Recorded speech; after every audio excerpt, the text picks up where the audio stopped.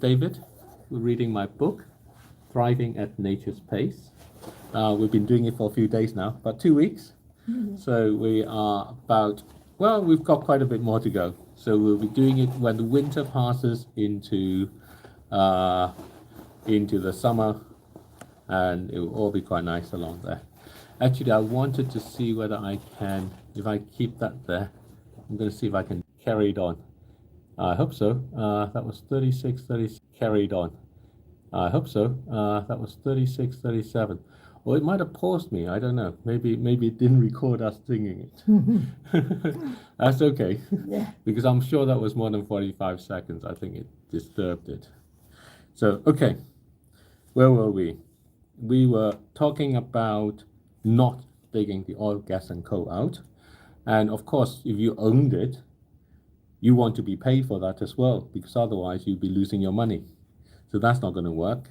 So we're basically talking about how we think because they're in their resources that they should always be used in that way. And that's the way of economic thinking that we're used to. And so from here we go, this way of economic thinking has no concept of the value of nature. Because of this, the phrase is a contradiction to how people normally see what making money should be about. And this phrase is pay me not to dig all that out. That is the issue at the heart. Economic thinking needs to change. It needs to consider how money should be made, and in particular, by not digging oil, gas, and coal out. Rethinking needs imagination. Thought experiments stimulate the imagination. Tangible examples help. The consultancy Vanquish Carbon makes money by not digging coal out of the ground. It works with coal owners to create the only sensible carbon credit that should be sold. This is the coal that would otherwise be produced. And the credit comes from committing to never produce it. So when a business buys carbon credits from Vanquish Carbon, it genuinely, absolutely reduces the total emissions that will ever be made. This total emission is what drives how bad climate change will get. So it is explicitly putting a lid on climate change. The more the businesses use these credits, the more they will tighten the lid on climate change, and the more money they will make by keeping coal in the ground. That's an example of an economics that is one step closer to thriving at nature's pace. It's not just one person making money by keeping oil, gas, and coal in the ground, but it also facilitates others to do so. The businesses use these carbon credits will, of course, have to think seriously about the energy they will use. That is what nature's pace means. It is, after all, reducing the amount of coal that will ever be produced in the future. Businesses will either have to innovate and find different energy sources, change the way they do things, or change what they do so that their business is compatible with committing coal to stay in the ground. This then brings about innovations that thrive at nature's pace. The businesses themselves are the ones who drive this. Individual people and communities can participate. It is a grassroots-led change.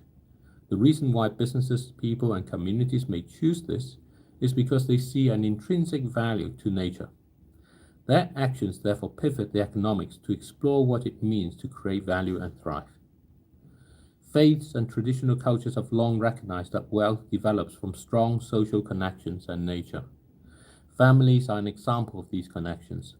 Families universally place value on the efforts each member makes to keep the family united. The activities that strengthen the connections are simply the basic chores and range from taking out the trash, keeping the living spaces tidy, to occasionally acknowledging and inquiring after each other.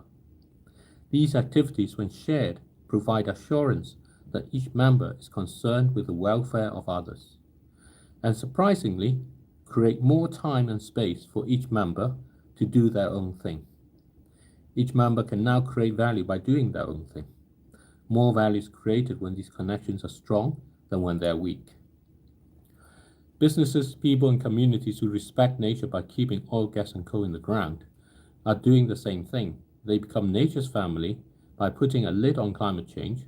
They take simple actions to strengthen the family's connection and signal to everyone that by keeping oil, gas, and coal in the ground, everyone will thrive better together. There's one further step in the economic thinking.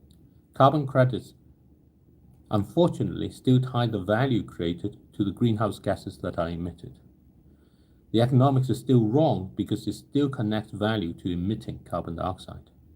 It is better to separate the value of keeping oil, gas, and coal in the ground from the value created by using oil, gas, and coal. That is, there is value intrinsic to nature, and the value has nothing to do with how modern society may use oil, gas, and coal. That makes keeping oil, gas, and coal unused valuable for its own sake. And separately, there is an issue of the cost of the emissions created from using oil, gas, and coal. This allows people to get ahead of the curve.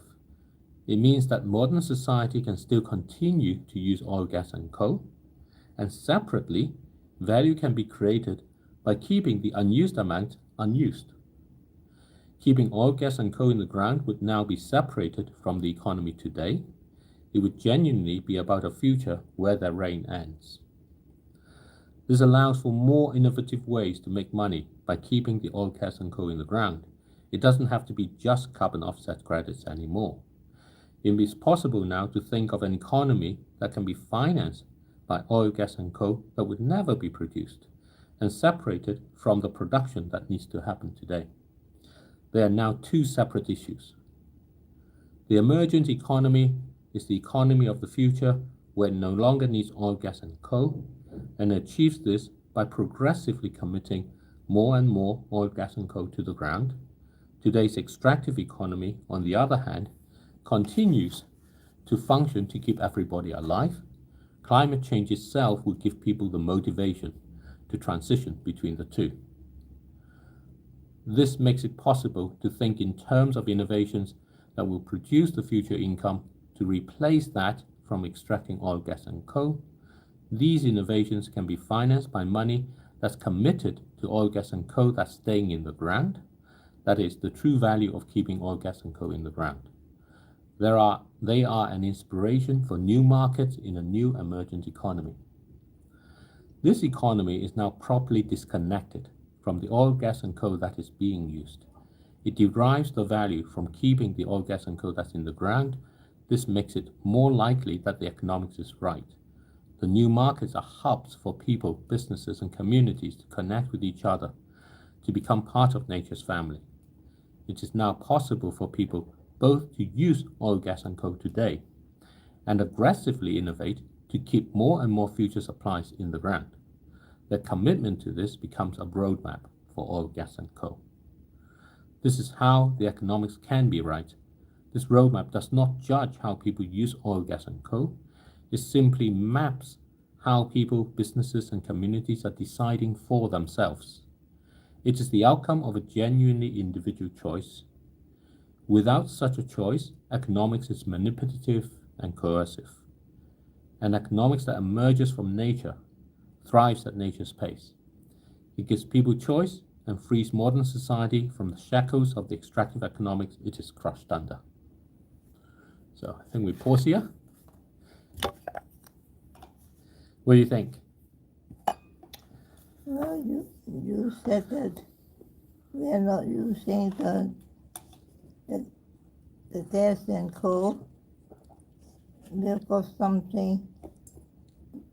energy Yes. from nature that can use that instead of those things. Yes, and all our energy comes from nature. So most of it comes from the sun. And the sun has allowed animals and plants in the planet's history, in Earth's history, to grow. And it has allowed the surface to become warm, and in those ways. And in days of old, we were using wood to use that energy. We were using the sun directly in warming up things and drying fish and drying meat and doing those things. So we were using the energy from the surface directly. Then we discovered that buried deep underground are the animals that nature had buried long ago. They had too much energy in some ways. They store so much energy that nature buried it away, because when you have too much energy suddenly, then you end up destroying things. You end up doing too much. So we have to think back. If we are not going to use that, it is not about not having things, it's about not doing too much. So how much is too much? That is up to us, and we have to find that out. And today, we have so much science and so much technology that there is a paving in Japan where there are little lights that light up when you walk on it. So it uses the energy of you pressing down to light up the lights along. So there are many ways in which you can actually create the uses you need. And the idea of kind of recycling our materials means that we don't have to always mine as much, but most of all, allowing our things to last longer and sharing it. So again, back in the day, I remember your sewing machine that you had, and it would last forever in that way. Now we tend to make things so that they last for a few years, and then we can get a new version. So those become very different. So a lot of the challenges, so if we can separate between the oil and gas and coal and say we want to think about that as keeping nature intact, so how do we then live? What do we want to last longer? What do we want to pass on to our children and other things? From thinking about how do we keep things the way they're being done at the moment exactly the same. If we think they have to be exactly the same, then we have to use exactly the same energy, and then we will never get out of the problem. So the new things won't last long, that means. Today's new things won't last long. Yeah. Tomorrow's new things need to last very long. So tomorrow's new things is like when you gave your daughters, my sisters, and my nieces your rings. They last long. Yeah, of course, the jewelry, they last long. But today people throw them away.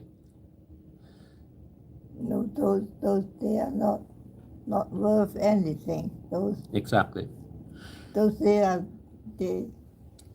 those days they were made of plastic.